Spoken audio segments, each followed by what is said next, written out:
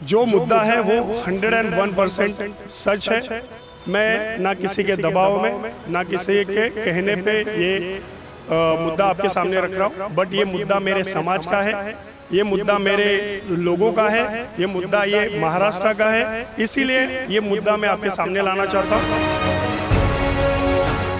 नमस्कार, आप सभी दर्शकों का CNU चैनल में स्वागत है। इस वक्त मौजूद है मुंबई के कुर्ला विधानसभा के अंतर्गत वार्ड क्रमांक 151 में। जैसे कि आज ही यहाँ के स्थानीय लोगों का क्या सोच है, क्या चाहते हैं, किसे अपना कीमती वोट देंगे, वो सब मुद्दे पे हमने चर्चा किया। लेकिन अब एक अहम मुद्दा और सभी को समझने और सोचने पर मजबूर कर देगा। क्या मुद्दा है वो प्रदीप जी से जानेंगे, हमारे साथ मौजूद है। लेकिन क्या 151 में जो चुनाव चल रहा है, क्या वो सही तरीके से चल रहा है? क्या चुनाव आयोग को भ्रमित किया जा रहा है? ये सब मुद्दे पर चर्चा करेंगे। हमारे साथ प्रदीप जी मौजूद है। प्रदीप जी, क्या कहेंगे आप? आपने के हाथ में कुछ बड़ा दस्तावेज लगा है, क्या मामला है? ज़रूर, हमारे हाथ में बहुत ही अच्छा दस्तावेज लगा है।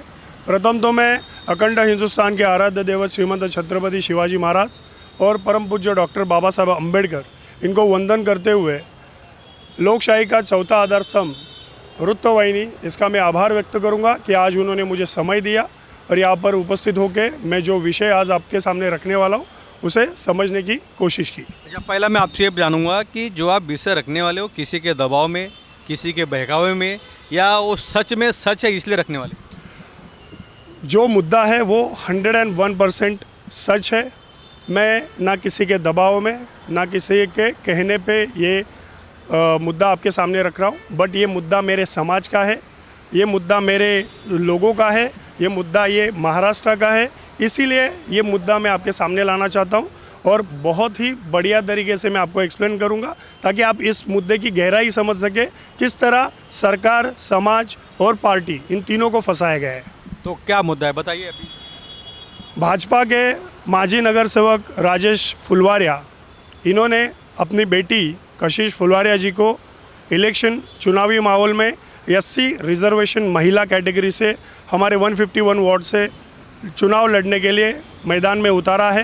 पार्टी ने उनको टिकट दिया है, परंतु पार्टी ने टिकट देते समय SC महिला इस रिजर्वेशन के ऊपर सोचना चाहिए था कि जो रिजर्वेशन के लिए वो आगे बढ़े हैं, तो क्या उम्मीदवार के पास उस रिजर्वेशन के प्रति सच्चे दस्तावेज है या नहीं है।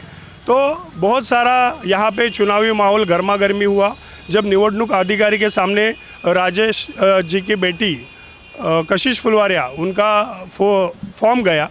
उस टाइम इतना माहौल गरमाया कि आशीष शेलार जी को इसमें आना पड़ा और वहाँ पे उन्होंने सुप्रीम कोर्ट का ऑर्डर देके वार्ड के सभी नेता, सभी विपक्ष, सभी जो पक्ष वहाँ पे अपना दावेदारी देने गए थे और इस चीज़ के विरोध में गए थे, उन सबको एक सुप्रीम कोर्ट की जजमेंट देके हाथ में रुकाया गया। वो मुद्दा मैं अभी आपके सामने रखता हूँ। उनका SC प्रवर्ग का जो उन्होंने रिजर्वेशन क्लेम किया है, और SC प्रवर्ग का रिजर्वेशन क्लेम करते समय उनको कास्ट सर्टिफिकेट जात पड़तानी ये उसके आगे का अहम हिस्सा है। बट फर्स्ट, जैसे कि आधार, पैन कार्ड और पासपोर्ट के लिए ये मूलभूत एविडेंस की ज़रूरत है, वैसे ही कोई भी रिजर्वेशन आप लेते हैं और उसके लिए अगर आप कुछ भी कहीं पे भी क्लेम करते हैं तो उसके लिए आपको पहले कास्ट सर्टिफिकेट बनाना ज़रूरी होता है। तो जो कास्ट सर्टिफिकेट उन्होंने बनाया है, मुलुंड तहसील कुर्ला से बनाया है, और वो बनाते समय उन्होंने 1950 का एक BMC का स्कूल छोड़ने वाला दाखला लगाया है। सन 1947 में देश आज़ाद हुआ और फर्स्ट गैजेट जो 26 जनवरी 1950 में डॉक्टर बाबा साहब अम्बेडकर जी ने भारत को संविधान दिया, उसके बाद तत्कालीन जो भी गवर्नमेंट थी उन्होंने एक शेड्यूल कास्ट के लिए, सभी कास्ट के लिए एक सर्वे किया था जिसको द कॉन्स्टिट्यूशन गैजेट कहा जाता है 1950, जो कि कंप्लीट हुआ था 11 अगस्त 1950 में। इसीलिए 10 अगस्त 1950 का पहले का आप जिस भी स्टेट में, जिस भी विभाग में आप रहते हैं, वहाँ का 3 प्रूफ मांगा जाता है। सबसे पहला आपकी जो ज़मीनी कागजात है जिसके ऊपर आप कास्ट मेंशन हो। दूसरा मुद्दा होता है जिस पे LC हो और उस पर कास्ट मेंशन हो, और 2 डॉक्यूमेंट्स तो मैंडेटरी है बेसिकली। तो उसमें से जो 1950 के पहले का इन्होंने पृथ्वीराज जयराम दास फुलवारिया इनका डॉक्यूमेंट्स दिया है, जिसमें पृथ्वीराज जयराम दास फुलोरिया कौन है? राजेश फुलोरिया के जी चाचा है और राजेश फुलवारिया के पिताजी के छोटे भाई है। और उनको इस एविडेंस के हिसाब से 1941 का बर्न दिखाया है। 15 मार्च 1941 का बर्न दिखाया है। और इन्होंने अंधेरी स्कूल में इसका एडमिशन किया था, बीएमसी स्कूल में, जो कि 13/6/1948 का है। बट 1950 के पहले का प्रूफ चाहिए, तो उस हिसाब से प्राथमिक दृष्टिकोण के हिसाब से जो भी मुलुंड तहसील है उन्होंने इनको जात प्रमाण पत्र दे दिया। परंतु जब हमने क्रॉस वेरीफाई किया, अंधेरी स्कूल में हमने इसके बारे में इंक्वायरी पूछी, तो अंधेरी के स्कूल ने हमें क्लियर कट लिख के दिया है कि 1960 में हमारा स्कूल स्टार्ट हुआ है। 1950 के पहले से हमारा स्कूल था ही नहीं, 1960 में हमारा स्कूल स्टार्ट हुआ है। इतना बड़ा घोटाला? जी सर। डायरेक्ट चुना लगा रहे चुनाव आयोग को? जी 100% चुनाव आयोग को चुना लगाया है, पूरी न्याय व्यवस्था को चुना लगाया है, पूरी जनता को चुना लगाया है। जनता को ऐसे चुना लगाया कि उन्होंने रेगर समाज से अपना मोची समाज का कास्ट सर्टिफिकेट बनाया। और उसे बनाने की बेसिक नीड्स ये है कि जो मैंने अभी कहा आपको कि द गैजेट 1950, उसमें मोची समाज का उल्लेख महाराष्ट्र में भी है और राजस्थान में भी है। तो उन्होंने कॉमन चीज़ पकड़ के यहाँ पे उन्होंने मोची समाज का सर्टिफिकेट क्लेम किया है, बल्कि वो रेगर समाज से आते हैं। लेकिन जो आपने स्कूल का दस्तावेज दिखाया है जी, ये तो उनके चाचा का है। जी राजेश फुलोरिया के डैडी का क्या है? राजेश फुलवारिया के डैडी का कुर्ला वेस्ट का एक एविडेंस लगाया है, बट उनका जन्म जो है 1950 के बाद चाचा का। के बेस पे ये जो सर्टिफिकेट बना है क्या? जी आप अपने जो 5 पीढ़ियाँ पीछे है, फिर 50 के पहले की पीढ़ी में चाचा, बुआ और अपना जो मेन चैनल होता है, जैसे दादा होंगे, दादा के भाई, दादा की बहन, ये चल सकते हैं। मैंने खुद अपना कास्ट सर्टिफिकेट बनवाया, मैंने वैलिडिटी भी करवाई है। मैंने मेरे दादा का 1926 का जन्म का नोंद लगाया था, जो कि महाराष्ट्र में मोडियर लैंग्वेज में था, जिसको हमने एफिडेविट करके ट्रांसलेट करके वो सबमिट किया, तभी मुझे पार्टी ने कास्ट वैलिडिटी भी करके दिया। इस वजह से इस विषय में मेरा थोड़ा सा ठीक तरीके से अभ्यास है। मेरे पिताजी गवर्नमेंट सर्वेंट रहे, मेरी माताजी ने 2012 में नॉमिनेशन भरा था कांग्रेस की तरफ से। तो हमारी घर में लगभग आधे से ज़्यादा लोगों का कास्ट वैलिडिटी हो चुका है। तो इसमें प्रबल पुरावे क्या है, गवर्नमेंट इसके लिए क्या रिक्वायर करती है, ये सारी जानकारी हमारे पास होने की वजह से मैंने इस विषय में स्टडी किया, और मेरे समाज का मुद्दा होने की वजह से मैंने इस विषय में स्टडी किया। और राजेश जी ने जो हमारे समाज को, रेगर समाज को अंधेरे में रखते हुए मोची समाज का जो 1950 के पहले का फेक डॉक्यूमेंट्स देके जो प्रूफ बनाया है, उसके प्रति हमारे पास 2 एविडेंस है, जिसमें वो महाराष्ट्र में मुंबई में कब दाखिल हुए। इसमें उन्होंने एक इलेक्शन का कार्ड दिया है, इसमें इनके पिताजी 20 दिसंबर 1947 में इंडिया में मुंबई में आए। बिकॉज अगर इसमें आप प्रूफ में देखेंगे तो इनको जो भी एविडेंस दिया गया है वो रेफ्यूजी विषय में भी थोड़ा संक्षिप्त रूप में आपको जानकारी दूँ। 1947 में 15 अगस्त 1947 में जब देश आज़ाद हुआ, उसके बाद की लगभग 3 महीने की ये तारीख है, 20 दिसंबर 1947। ये 3 महीने के बंटवारे के अंदर इनको पाकिस्तान से भारत लाया गया था, भारत से मुंबई इनको दिया गया। अब आप ये कहेंगे कि ये एविडेंस आप इतना श्योरिटी के साथ कैसे कहेंगे? तो जब भी आप कहीं भी मिस कम्युनिकेट हो जाते हैं इंडिया से या किसी भी कंट्री से, तो वहाँ का आपको नागरिकत्व लेना पड़ता है। तो ये एक नागरिकत्व के रूप में आप इसे समझ सकते हैं। अगर इस एविडेंस को आप ठीक तरीके से पढ़ेंगे तो आपको इसमें गहराई पता चलेगी, बिकॉज इसमें इन फोर्स ऑफ बॉम्बे। मेरा एक सवाल ये है जी सर, कि जब इंडिया पाकिस्तान का बंटवारा हुआ था तो पाकिस्तान इंडिया तभी एक ही था, जी बाद में बंटवारा हुआ जी, तो क्या वो सर्टिफिकेट या वो वोटिंग कार्ड नहीं चल सकता वहाँ?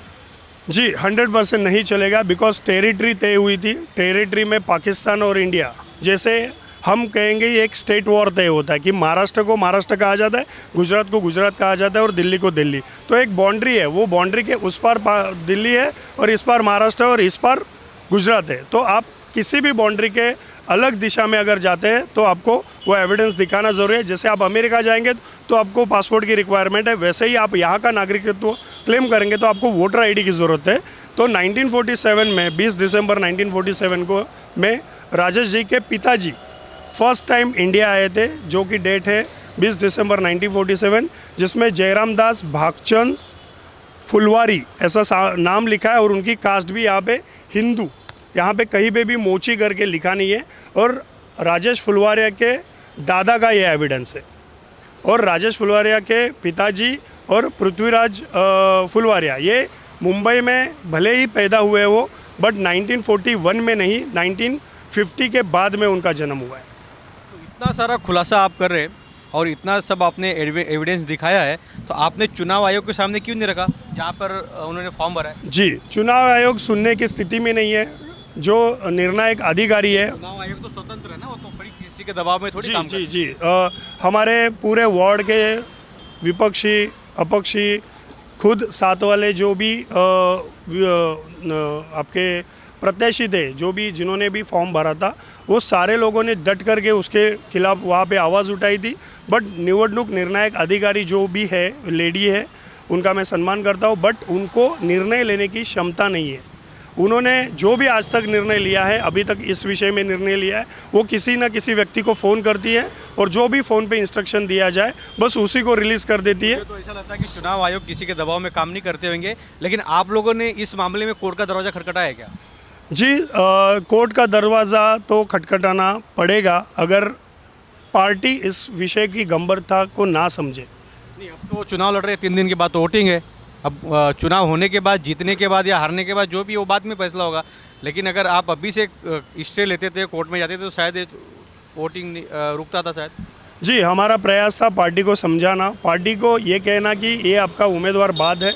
अगर कल को दिन ये चुन के भी आता है तो बहुत सारे डिप्लोमेटिक डॉक्यूमेंट्स हैं जिसमें वो अटकने की संभावना है। और इस विषय में हमने पार्टी को भी पार्टी के जो कार्यकर्ता है उनके माध्यम से पार्टी तक ये बात पहुंचाई थी। बट राजेश फुलवारिया ने ऊपर पार्टी में पता नहीं क्या उनका स्टेटमेंट है कि पार्टी ने उनकी इस मुद्दे की तरफ ध्यान ना देते हुए, इस मुद्दे को सीरियसली ना देते हुए उनको ही कंटिन्यू किया है। और आज भी हमारी मांग ये है कि आज भी वक्त नहीं गया है, आप किसी भी अपक्ष के, 2 अपक्ष है हमारे वार्ड में, उन अपक्ष के कैंडिडेट के आपके कार्यकर्ताओं को सपोर्ट करने को लगा सकते। अगर वो उम्मीदवार जीत जाता है तो आप उन्हें बाद में पार्टी में शामिल कर सकते हैं, ये आपके लिए लास्ट मौका है। अदरवाइज़ हम इस निवडणूक प्रक्रिया के पहले, सबसे पहला तो हमने जात पड़ताल विभाग, उपविभागीय अधिकारी कुर्ला, उसके बाद जिलाधिकारी और सामाजिक न्याय विभाग, इन तीनों को जाति विशेष में किस तरह से उन्होंने डॉक्यूमेंट्स की फॉर्जरी की है उसके लिए एक एविडेंस लिखा है। दूसरा मुद्दा यह है कि राज्य निवडणूक आयोग को आने वाले समय में इलेक्शन के पहले ही हम राइटिंग में लिखेंगे कि अगर गलती से भी कशिश फुलवारिया जीतती है तो उनको सबसे पहला उनके नगर सेवक पद के मिलने वाली जो भी लाभ है वो सारे रोके जाए, उनको कोई ना फंड मिले। सबसे पहले उनका जाति प्रमाण पत्र वेरीफाई हो, अगर वेरीफाई होता है तो ही और तो उनको सर्विसेज मिले, नहीं होगा तो उनको डिस्क्वालीफाई करके जो भी दूसरा प्रत्याशी होगा उनको चुन के दिया जाए। ये हमारी डिमांड होगी निवडणूक आयोग के पास और बीएमसी के पास और मुंबई कमिश्नर्स के पास। इस डॉक्यूमेंट्स को पूरी तरीके से खंगाल करके इस विषय में पुलिस प्रशासन हमें पूरी तरीके से सहयोग करेगी और न्याय देगी। इसके बाद ही ये 10 दिन के अंदर अंदर हम इस विषय में रिट पिटीशन, इधर पिटीशन दाखिल करेंगे हाईकोर्ट में कि हाईकोर्ट इस विषय की गहराई को समझ करके एक इस तरह कैसे डॉक्यूमेंट्स की फॉर्जरी करने वाले व्यक्ति को रोके और भारत के महाराष्ट्र के मूल निवासी को इसका न्याय मिले। हमारे भारतीय जनता पार्टी के पार्टी में भी एससी कैंडिडेट या एससी के उम्मीदवार मौजूद थे, फिर भी पार्टी ने इनके बहकाव में आके जो भी कदम उठाया उसके लिए भी अभी 2 दिन का समय है और वो उसको वापस ले सकते हैं और एक अपक्ष को सपोर्ट करने के लिए उनके कार्यकर्ताओं को बोल सकते हैं। मैं आपको आज के डेट में दावे के साथ कह सकता हूँ कि उनके सपोर्ट में खुद उनकी पार्टी के 80 to 85% जो भी कार्यकर्ता है वो नहीं है। वो हर एक कार्यकर्ता को फ़ोन कर रहे, वो हर एक कार्यकर्ता के पाँव पड़ना चाह रहे, बट कार्यकर्ता उनके सामने नहीं जा रहे। और ये बहुत सारे दिग्गज नेताओं ने भी ये नोटिस किया है। आज भी लोकशाही अगर आपको ज़िंदा रखनी है, भारतीय जनता पार्टी इस विषय की गहराई को समझती है, तो भारतीय जनता पार्टी ने अपने कैंडिडेट को प्रचार करने से रोकना चाहिए और एक विपक्ष को आगे लाके आप अगर वो चुन के आता है तो उसे अपनी पार्टी में शामिल कर लेना चाहिए। धन्यवाद। ये इस तरह के कई खुलासे हो चुके हैं। अब ये देखना है कि चुनाव आयोग आगे क्या फैसला लेते हैं। क्या ये मामला पूरी तरह कोर्ट में जाता है, क्या दोषी के ऊपर कार्रवाई होगा, ये सभी पर्दों पर ये सभी सवालों पे पर्दा हुआ है। अब देखना है कि कब पर्दा उठता है, कब ये मामला पूरा खुल के सामने आएगा और चुनाव होने के बाद अगर राजेश फुलेरा की बिटिया रानी जीत के आती हैं, उसके बाद जो सेकंड नंबर होगा क्या उसको मौका मिलेगा, ये सब सवाल है। अब देखते हैं कि आगे चुनाव। कुछ फॉल्स किए फॉर्म में और भी कुछ फॉल्स है जो इन्होंने कास्ट सर्टिफिकेट बनाते हुए डॉक्यूमेंट्स जारी किए हैं। उस कास्ट सर्टिफिकेट बनाने वाले डॉक्यूमेंट्स में इन्होंने सबसे पहले फॉर्म के साथ जो भी स्कैन डॉक्यूमेंट्स हमें तहसील से हमने निकाले हैं, 600 के ऊपर हमने इसके लिए पैसा भरा है और मतलब प्रॉपर तहसील कार्यालय से एक स्टैम्प मार के ये एविडेंस निकाले। हमने किसी भी तरीके से फॉर्जरी करके एविडेंस नहीं लिए है, ना ही किसी से छीन करके लिए। ये एक वंशावळ होता है जिसमें जयराम दास फुलवारिया जी के 2 बेटे यहाँ पे दिखाए गए हैं। उसके बाद यहाँ पे राजेश फुलवारिया है और यहाँ पे जो नाम है वो मितेश राजेश फुलवारिया है। तो कास्ट सर्टिफिकेट बनाया गया है कशिश राजेश फुलवारिया का, बट इसमें वंशावळ कि आप कितनी पीढ़ी हो और आप क्या क्लेम कर रहे हो, इसमें कोई भी कॉम्बिनेशन नहीं है। उसके बाद मेन प्रॉब्लम ये आता है कि आपके हर एक डॉक्यूमेंट्स पे स्पेलिंग मिस्टेक्स है और वो भी छोटी नहीं है, बहुत बड़ी बड़ी मिस्टेक है। किसी में पी लिखा है, किसी में एफ लिखा है, किसी में 2 वर्ड्स गायब है। बट इस फॉर्म के लिए, इस कास्ट सर्टिफिकेट के लिए किसी भी प्रकार का एक एफिडेविट या गैजेट कास्ट सर्टिफिकेट देने वाले विभाग ने, जो उपविभागीय अधिकारी होते हैं, उन्होंने जमा करके नहीं लिया है। हर एक पेपर पे अलग अलग स्पेलिंग्स है। सेकंड, आपको बहुत ज़्यादा चौंकाने वाली बात यह है, बताना चाहूँगा कि उनके चाचा के कास्ट सर्टिफिकेट पे जात मेंशन है, उनके पिताजी के कास्ट सर्टिफिकेट पे जात मेंशन है, क्या जात मेंशन है वो? हिंदू मोची करके। और वो पूरी तरीके से उन्होंने क्लियर कट झूठे दस्तावेज़ों के मुताबिक बनाया। ये इनके पिताजी का दस्तावेज़ है जिस पे हिंदू मोची लिखा गया है। और इतना क्लियर एलसी आज तक मैंने महाराष्ट्र में किसी का भी नहीं देखा है। मैं खुद महाराष्ट्र के डॉक्यूमेंट्स देखता हूँ, मैंने खुद राजस्थान के डॉक्यूमेंट्स देखे हैं, बट इतना क्लियर तो मेरे घर के भी डॉक्यूमेंट्स नहीं है। जिस हिसाब से इसमें स्पेलिंग्स का उपयोग किया है, जिस हिसाब से इन्होंने राइटिंग की है, बहुत क्लेवरली, और ये 1950s के ज़माने का बिल्कुल भी लिटरेट नहीं है, वर्डिंग्स नहीं है। और बहुत सारे जगह पे इन्होंने बहुत सारे, और मेन तो बात ये बतानी रहेगी आपको कि इन्होंने जो एलसी लगाया है 1950 के पहले का, ये यहाँ पे विद्यार्थी रजिस्टर नंबर होता है 4340। इस विद्यार्थी रजिस्टर नंबर पे जब हमने मंडे को आरटीआई किया था, और आरटीआई के रूप में जब हमने जानकारी मांगी थी, और उसमें हमने क्लॉज दिया था कि हमको फर्स्ट एविडेंस देखना है कि उस विद्यार्थी के नाम के जगह पे सच में पृथ्वीराज जयराम दास फुलवारिया है या कुछ और नाम लिखा है। तो वहाँ पे राजनाथ गुप्ता करके लिखा हुआ था। 4340 रजिस्टर क्रमांक, विद्यार्थी रजिस्टर क्रमांक, महानगर पालिका उच्च प्राथमिक शाळा, कामा रोड, अंधेरी पश्चिम। और ये स्कूल 1960 में चालू हुई है। और जो भी स्कूल्स वहाँ पे चालू है, कामा रोड पे टोटल 6 स्कूल्स है, और जो भी स्कूल चालू हुई है वो 50s के बाद चालू हुई है। बस, धन्यवाद। इस तरह के खुलासे, मतलब ये तो चौंका देने वाले खुलासे हैं। जी साहब। और ये इस श्रृंखला में अगर राजेश फुलवारिया या उनकी बिटिया रानी फंसती है तो क्या सजा होगी? वो तो न्यायपालिका ही तय करेगी कि उनको क्या सज़ा देनी है। उसके विषय में हमने अभी तक कोई भी स्टडी मटेरियल नहीं निकाला है। बट हमारी समाज की तरफ से और सबकी तरफ से यही मांग होगी कि उनको कड़ी से कड़ी सज़ा हो, ताकि कोई भी और व्यक्ति इस तरीके का क्लेम करने की कोशिश ना करे। चलिए देखते हैं आगे क्या रिजल्ट होता है, इसमें चुनाव आयोग क्या फैसला करते हैं, कोर्ट क्या फैसला लेती है। लेकिन खुलासा तो हो चुका है।